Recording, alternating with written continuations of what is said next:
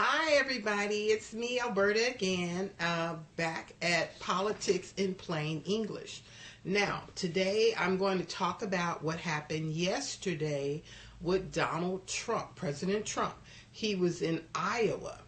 And when he was in Iowa, it was pretty much like a rally. He was talking to his base, and there were people filled all over the room, and he was telling them about his plans for the future and what have you.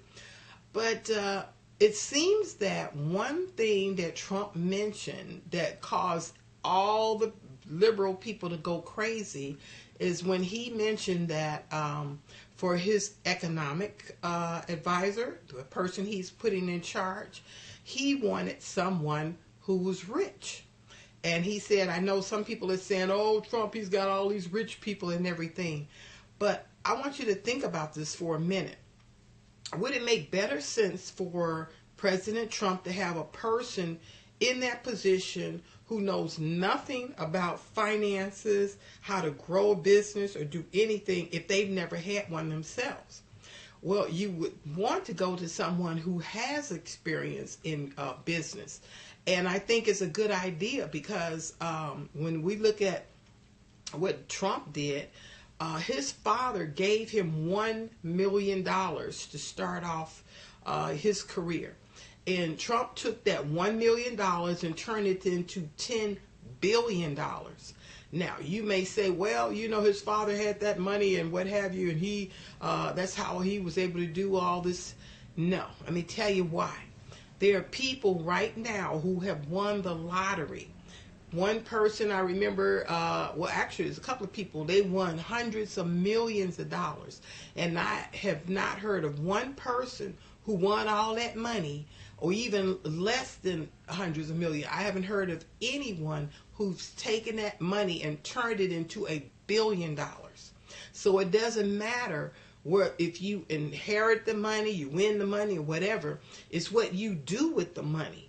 And because Trump was able to take $1 million and turn it into $10 billion, he's somebody that I would listen to. And if this person he puts in charge of economics, if he's been a successful billionaire and what have you, I would listen to him because he knows more about money than I do. And the people who basically are complaining are workers. The people on MSNBC and CNN and all this, these people have a job. They're 9-to-5ers. They work for a living wage.